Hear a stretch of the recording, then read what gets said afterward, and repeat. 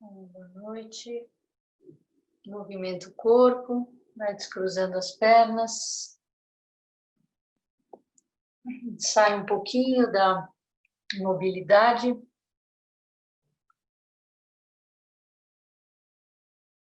Espero que vocês estejam bem hoje também.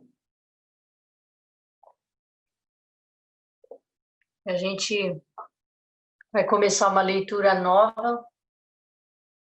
Quem acompanhou esses dias a leitura do Tenzo Kyokun, um texto que Dogen, mestre Dogen, escreveu sobre o caminho do cozinheiro, da pessoa responsável pela cozinha do mosteiro, né? E esse ato de preparar a refeição como um caminho, né? Esse livro que eu vou compartilhar com vocês, foi uma tradução caseira que foi feita pelo Ovídio, lá de Porto Alegre, do Vila Zen, que ele é membro do Zen Peacemaker. Ele recebeu os preceitos do Bernie Glassman, acho que foi do próprio Bernie, não tenho certeza.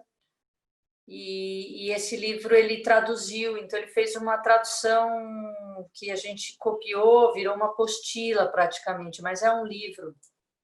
Receitas de um mestre Zen para viver uma vida que vale a pena.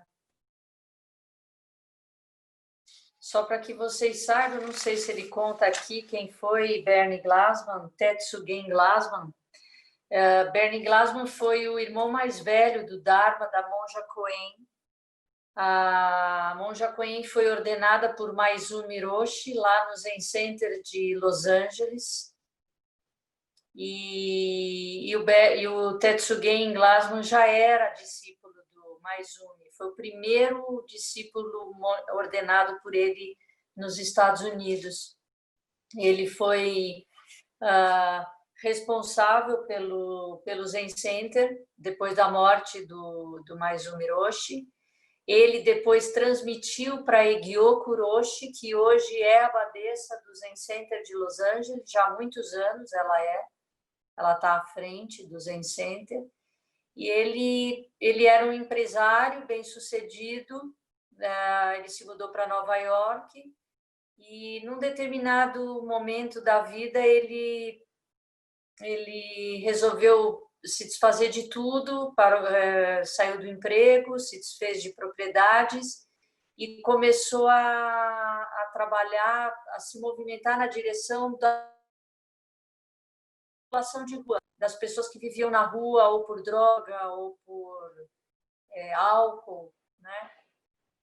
E aí ele iniciou a fazer retiros de rua, né? Foi o Bernie Glassman que iniciou os retiros de rua. Já há mais de 25 anos, eles fazem retiros em Auschwitz, todos os anos, em novembro, no inverno rigoroso, né? Onde ele junta pessoas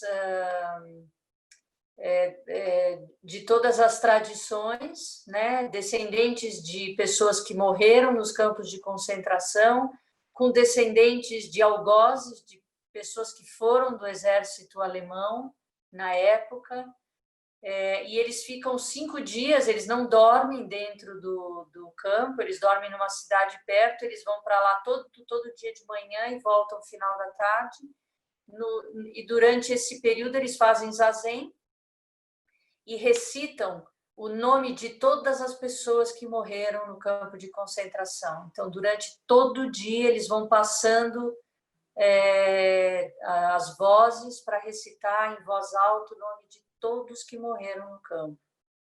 E eles fazem momentos de círculo, de côncil, que ele chama, né? E onde as pessoas, de alguma forma, devem escutar e falar a partir do coração. Perceber como a gente não ouve o que o outro está falando. O outro está falando e a gente já está pensando se eu concordo, se eu não concordo. E quando chegar a minha vez, o que eu vou falar? E assim a gente perde a vida, né?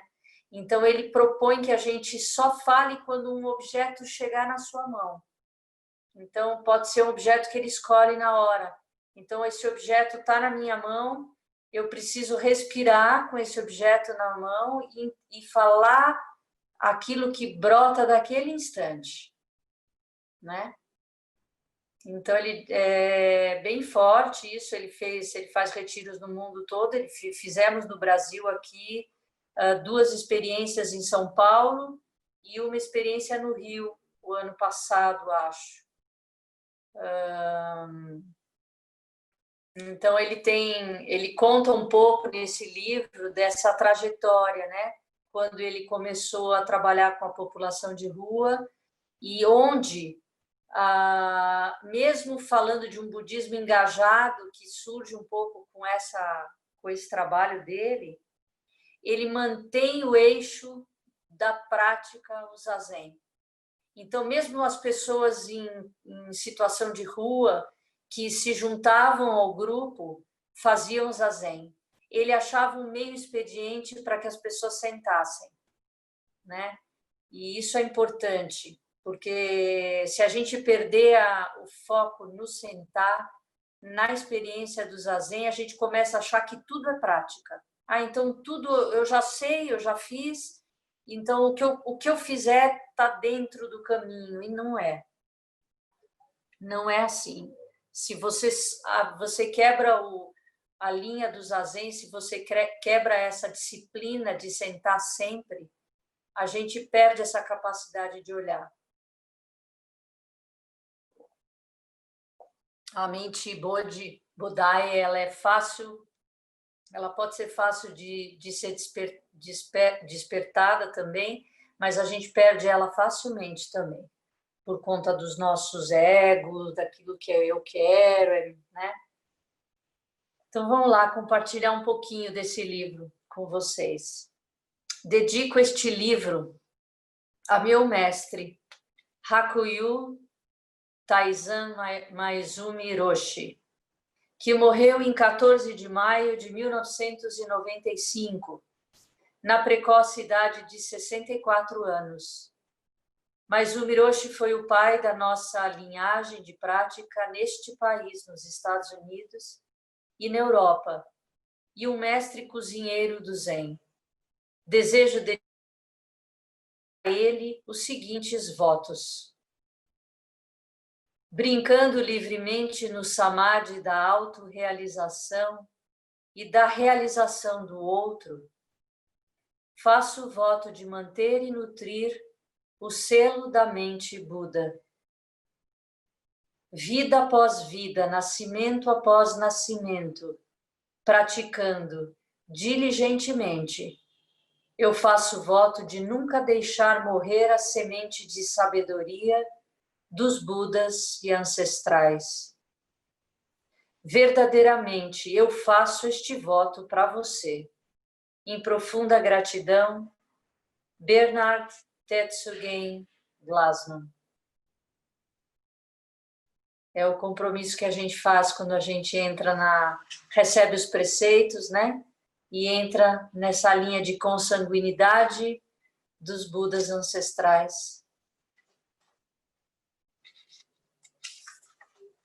Então,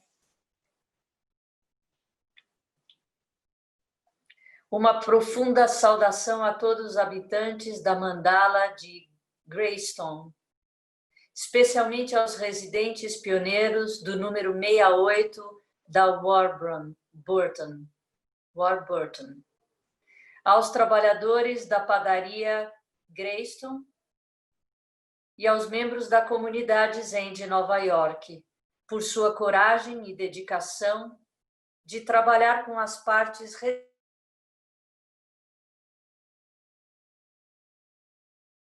em todas as 10 direções. Greystone foi a padaria que ele acabou montando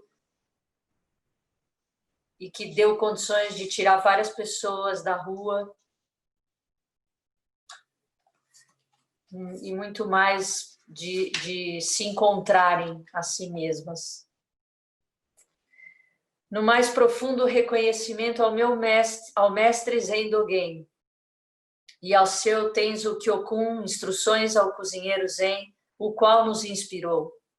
A tradução a qual nos referimos aparece no From Zen Kitchens, Refining Our Life, de uma cozinha Zen refinando sua vida, Your Life, do mestre Zen Dogen e de Kosho Uchiyama, traduzido por Thomas Wright. Tóquio, 1983. Receitas de um mestre Zen.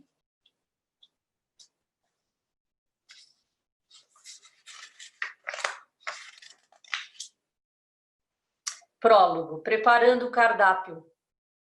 Quando comecei meus estudos no Zen, meu professor me deu um koan, uma pergunta Zen para responder. Como você pode prosseguir a partir do topo de um poste de 30 metros? Você não pode usar sua mente racional para responder este koan, ou qualquer outro questionamento Zen de uma maneira lógica. Você poderia meditar um longo tempo e, retornando ao mestre Zen, dizer: a resposta é viver plenamente. Esse é um bom começo, mas é somente a parte racional, lógica da resposta. Você tem que ir além. Tem que demonstrar a resposta. Tem que incorporar a resposta. Tem que mostrar ao mestre Zen como viver plenamente neste momento. Você tem que manifestar a resposta na sua vida, nos seus relacionamentos cotidianos, no mercado, no trabalho, bem como no templo ou na sala de meditação. Quando vivemos nossa vida plenamente, nossa vida torna-se o que os zen budistas chamam a refeição suprema. Preparamos esta refeição suprema ao utilizar os ingredientes disponíveis para fazer a melhor refeição possível. E então a oferecemos. Este livro é sobre como cozinhar a refeição suprema de sua vida. Este livro é sobre como sair do poste de 30 metros de altura. Este livro é sobre como viver plenamente no mercado e em qualquer outra esfera de sua vida.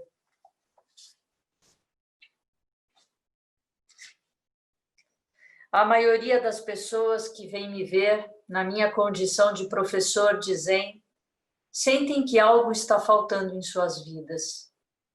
Até poderíamos dizer que a maioria das pessoas vem para o Zen porque estão de algum modo esfomeadas.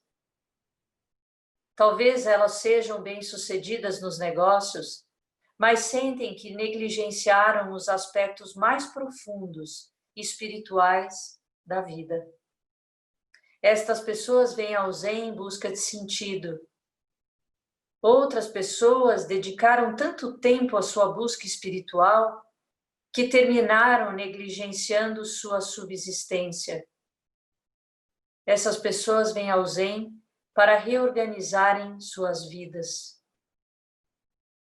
E há pessoas que querem praticar Zen por questões de saúde. Eles consideram particularmente úteis a postura e a respiração que acompanham a meditação Zen. A prática regular da meditação Zen, por exemplo, reduz a pressão sanguínea e melhora a circulação. Os pulmões funcionam melhor de forma que você consegue respirar com mais profundidade e intensidade. Outras pessoas são levadas ao Zen em função do autodesenvolvimento. Elas vêm ao Zen porque querem ficar mais realizadas ou se tornarem pessoas melhores. Finalmente, é claro, há pessoas que praticam Zen por razões espirituais. Estas pessoas querem experimentar Satori ou Kensho. Satori, literalmente, significa despertar, e Kensho, literalmente, significa enxergar a nossa verdadeira natureza. Esta visão não se obtém com os olhos, mas com todo o nosso corpo e mente. Todas essas razões são válidas. O Zen pode ajudá-lo a restabelecer o equilíbrio na sua vida. O Zen pode ser benéfico para a sua saúde. O Zen pode ajudá-lo a examinar suas prioridades pessoais, de modo que você possa realizar mais. O Zen também pode melhorar sua saúde psicológica. A prática do Zen não elimina conflitos e lutas, mas ajuda a colocar em perspectiva nossos problemas.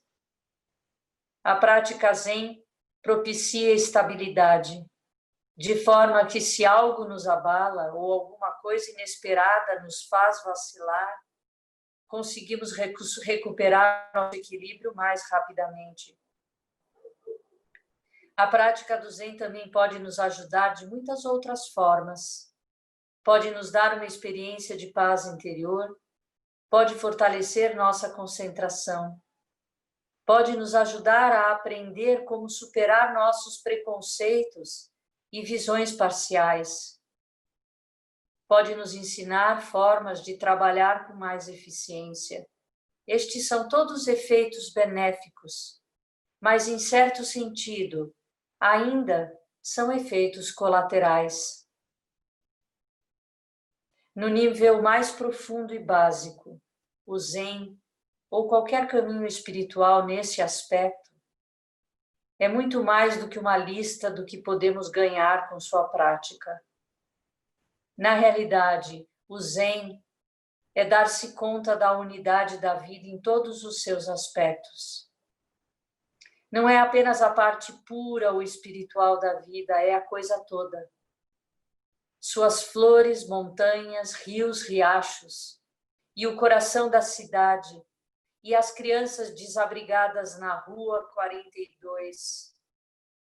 É o céu vazio, e também o céu nublado e o céu com poluição. É o pombo voando no céu sem nuvens, o pombo defecando em um céu sem nuvens, e caminhar sobre as fezes dos pombos na calçada. É a rosa crescendo no jardim, é a rosa cortada fulgurando no vaso da sala, o lixo onde jogamos fora a rosa, e o composto onde nós jogamos o lixo. Zen é a vida, a nossa vida. É chegar à conclusão de que todas as coisas nada mais são do que expressões de mim mesmo. Que eu mesmo nada sou que a plena expressão de todas as coisas. É uma vida sem limites. Há muitas metáforas diferentes para uma vida assim, mas a que eu achei mais útil e mais significativa vem da cozinha. Os mestres Zen denominam uma vida que é vivida plena e completamente, sem nada deixar de lado, de a refeição suprema. E uma pessoa que vive em uma vida assim, uma pessoa que sabe como planejar, cozinhar, apreciar, servir e oferecer a refeição suprema da vida, é chamada de um cozinheiro Zen. A posição do cozinheiro é uma das mais elevadas e mais importantes no mosteiro Zen. Durante o século XIII, Dogen Sama, o fundador da nossa escola Zen budista no Japão, escreveu um manual famoso chamado Instruções ao Cozinheiro. Neste livro, ele relatou como havia feito uma perigosa viagem marítima até a China para encontrar o mestre Deus. Quando finalmente chegou ao seu destino, tendo sobrevivido a tufões e piratas, ele foi forçado a permanecer a bordo do navio, enquanto oficiais chineses examinavam seus papéis. Um dia, um monge idoso chinês veio ao navio. Era o Tenzo, ou o cozinheiro principal do seu mosteiro, como disse a Dogen. E porque no dia seguinte seria feriado, o primeiro dia da primavera, ele queria oferecer aos monges algo especial. Ele havia caminhado 12 milhas para ver se poderia comprar alguns dos renomados cogumelos shiitake que Dogen havia trazido do Japão, os quais queria adicionar na sopa de macarrão que planejava servir na manhã seguinte. Dogen ficou muito impressionado com este monge e então lhe pediu que ficasse para o jantar e que ali passasse a noite. Mas o monge insistiu que tinha que retornar ao mosteiro imediatamente. Mas certamente, disse Dogen, há outros monges que poderiam preparar a refeição na sua ausência. Eu fui encarregado dessa tarefa, respondeu o monge. Como posso deixá-la para outros? Mas por que um ancião venerável como o senhor desperdiça seu tempo fazendo o trabalho pesado de um cozinheiro principal? Persistiu Dogen. Porque você não utiliza seu tempo praticando meditação ou estudando as palavras dos mestres? O cozinheiro deu uma gargalhada, como se Dogen tivesse dito algo muito engraçado. Meu caro amigo estrangeiro, disse ele, está claro que você ainda não compreende do que se trata a prática do Zen. Quando tiver a oportunidade, por favor, venha visitar-me no mosteiro para que possamos discutir essas questões mais profundamente. E com isso ele apanhou seus cogumelos e começou a longa jornada de volta ao mosteiro. Dogen, por fim, visitou e estudou com o cozinheiro Zen no seu mosteiro, assim como com muitos outros mestres. Quando finalmente retornou ao Japão, Dogen tornou-se um célebre mestre Zen. Mas ele nunca esqueceu as lições que aprendeu com o cozinheiro Zen na China. Era o dever do cozinheiro Zen, escreveu Dogen, fazer a melhor e mais elaborada refeição possível, com quaisquer que fossem os ingredientes disponíveis. Mesmo se ele dispusesse apenas de arroz e água, o cozinheiro Zen usava o que tinha, ao invés de reclamar ou dar desculpas sobre o que não possuía. Em certo nível, Instruções ao cozinheiro de Dogen é sobre a forma correta de preparar e servir refeições para os monges. Mas em outro nível, é sobre o manjar supremo, nossa própria vida, que é o maior presente que podemos receber, bem como a maior doação que podemos fazer. Eu vou parar aqui e continuar amanhã para vocês um pouquinho dessa abertura, né, que o Tetsugen Glassman faz. Quem acompanhou a leitura do Tenzo Kyokun vê que ele retoma, né, o encontro de Dogen-sama com o Tenzo e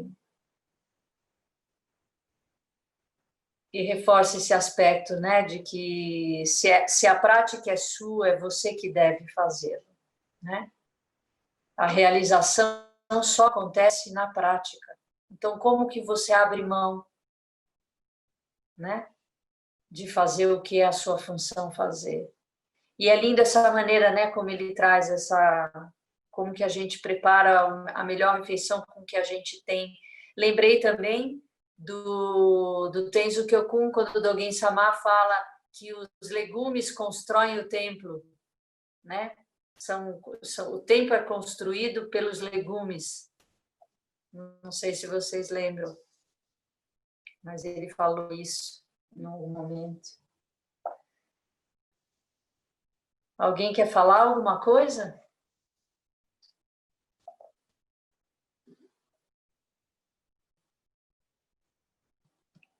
Quer falar, Regina? Apareceu você aí na minha tela? Não?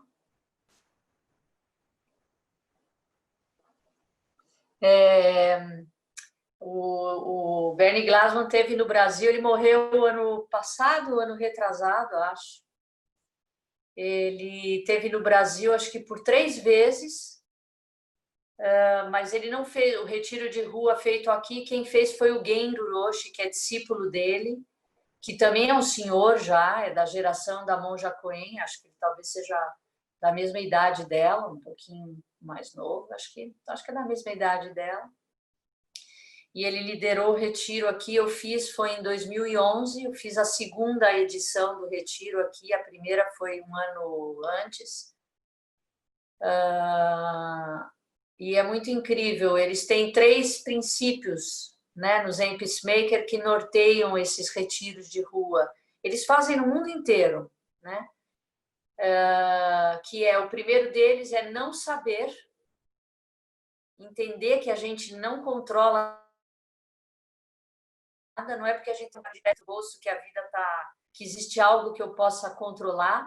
Então a gente vai para a rua sem nada. A gente vai para a rua com uma mochila, com um capuz, se quiser sentir frio, se for sentir frio à noite, uma garrafinha de água para refil, para você pedir água, e o dinheiro para uma passagem de volta no dia, e o documento, se a polícia para, né?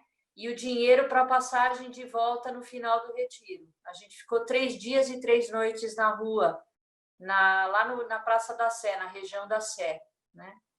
Então a gente comia do que conseguia, né? Do que o próprio pessoal da rua nos ajudava a descobrir como conseguir alimento, né? Então é não saber, essa mente aberta, testemunhar, ver a realidade como ela é e, a partir disso, ações compassivas. Não saber, testemunhar e ação compassiva. Se quando você está privado de coisas, sentindo fome e frio, você é capaz de uma ação compassiva, né? E é a provocação, né, do retiro. Não é para fingir que a gente é morador de rua, não é para tirar ninguém da rua, é para você se dispor a passar, a experienciar isso. Ele faz retiros, ele também tinha um trabalho na Palestina, de diálogo entre judeus e palestinos. Ele fazia, o Bernie Glassman, ele ia muito, todo ano ele ia para lá. Ele realmente criou um movimento muito, muito bonito, assim, de abrir um pouco a prática do Zen nesse olhar do social, né, do conflito, do budismo engajado, sem perder a essência, né? Porque senão a gente também pode, de alguma forma, misturar as coisas. Ele não perdia. Então a gente fazia zazen 2 vezes por dia na rua, acordavam com a prefeitura lavando a rua, né? 4h30, 5 horas da manhã, saía para ir no banheiro, procurar banheiro e conseguir algo para comer, fazia o zazen, meia hora de zazen, fazia essa conversa, falando e ouvindo a partir do coração. Tinha uma coisa bonita que ele pedia, ele dizia para a gente dizer qual era o nosso estado de espírito naquele momento que pegava o objeto, assim. Podia ser, sim, vento, nuvem, sabe? Não precisava ser uma intelectualização, era quase como um sentimento, né? Aí a gente andava o dia todo, tinha que fazer alguns encontros, né, com o pessoal da rua mesmo, e no final da tarde sentava de novo e fazia a recitação do Portal do Doce Néctar, que é uma prece que a gente faz na cerimônia da tarde, né? O Kanromon. E é isso. Alguém quer falar? Sensei. Hi. duas perguntas. Uma que está no chat aqui do Zoom, se o texto está disponível para download, esse que você tem. Não. Posso... Tá. E a segunda... Peço, mas é um trabalho legal de alguém... Digitalizar. A Carla está se oferecendo para fazer isso, a Carla Motti, mas tem que escanear folha por folha, então é um trabalhinho também, né? Tá. E a segunda pergunta, que é da Emily, se tem alguma prece para falecido, que hoje completa 49 dias de falecimento de um primo dela. Então, se tem alguma oração e se a oração que você falasse, depois para poder encaminhar para ela também. Ah, tá bom. Tem sim, Emily. A gente faz... Se você tem o Sutra do Coração, que a gente já postou aí no grupo da Sangha, você pode recitar o Sutra do Coração, tá? Normalmente a gente faz durante os 49 dias, no altar dos antepassados, a gente faz 3 preces mais curtas, mas quando é 49 dias, a gente faz o Sutra do Coração e o Dairichin Dharani, que são as 2 preces que a gente faz de manhã na Choka. Então, não sei se você tem no livro, se você fizer o Sutra do Coração, é suficiente, tá? O importante é, como a gente fala, é lembrar da pessoa com gratidão pelo tempo de vida que compartilhou, né? E procurar trazer em mente os aspectos referenciais dessa pessoa para você. Aquilo que ela te inspirou, né? Aquilo que você, de alguma forma, gostaria de guardar com você e manter vivo dessa pessoa, que assim você o mantém vivo na sua vida também. Esse é o sentido dessa gratidão e de falar sobre ele, de contar para o Tiago quem ele foi, lembra alguma passagem dele, né? Compartilha um pouquinho da presença dele na sua vida, né? Tá bom? É bom, isso. Obrigada, Sensei. Imagina. Alguém mais? Oi, Eu fiz. vou... Yorin. Eu ia dar 2 avisinhos, né? Ah, boa. Só para vocês saberem, eu fiz cópia desse livro, já andei emprestando para alguns da Sangha que são tensos já na comunidade, o próprio Rokyo já leu, a Shuden já leu, não sei se a Yorin já leu, mas é um livro que a gente tem falado, assim, tem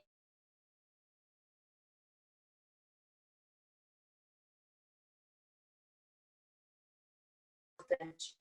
E os 2 últimos recadinhos é que a gente está fazendo a fornada de pão, né, essa semana, vocês já viram aí na Sangha, a gente andou postando. Se vocês puderem divulgar nos seus lugares de vida, eu estou publicando aqui no meu prédio toda semana, o pessoal já me escreve, já interfona, os porteiros já sabem, eu acho que é um movimento que tem a ver com o Tecendo o Grande Manto, que é o outro aviso, que nós vamos ter um encontro no domingo, às 3h30 da tarde. E entender que as nossas ações são essas, do dia a dia. A gente traz para as pessoas com quem a gente compartilha a vida esses aspectos que a gente acredita que são benéficos da prática. Oferece um alimento, a gente entende como ele é feito, a gente entende isso que o Bernie Glassman fala, né? Então, quando eu ofereço aqui no meu prédio para as pessoas experimentarem, eu estou trazendo todo esse caminho junto, eu não estou só trazendo um pão que ele podia comprar na padaria ou uma granola que ele mesmo eventualmente poderia fazer. A gente tem que entender que isso é um passo além, não é um produto, né? Então, eu queria convidar vocês, tem pessoas novas no grupo, talvez que nem saibam desse movimento que a gente está construindo, do tecendo, de entender quem somos, essa rede. Quem quiser participar no domingo, das 3h30 até umas 5, a gente vai fazer o segundo encontro. Tivemos um encontro só, e esse vai ser o segundo encontro. Vocês podem participar, mesmo não tendo respondido o questionário, mesmo não tendo participado do primeiro, vocês são bem-vindos, tá bom? Tem a Bianca, a Yara que estão sentando, a Flor, já falei com ela sobre isso, o Paulo também. Então, quem tem sentado regularmente e interesse, mesmo que seja para ouvir nesse momento, vocês são bem-vindos, tá bom? E eu acho que é isso. Encerramos, Rokyo? Espera aí, só mais uma vez, mais uma coisa. Tá? Então, como o Arroz Sensei falou que vocês passarem para outros contatos, se vocês podem dar o meu contato para a pessoa se apresenta no nome de quem deu e pode escrever diretamente para mim, vocês não precisariam nem intermediar. Já escreve direto e eu já converso com a pessoa e coloco as possibilidades. Fica mais fácil assim, tá bom? Bom, tá ótimo. Então vamos encerrar. Que os méritos de nossa prática se estendam a todos os seres e que possamos nos tornar o caminho iluminado.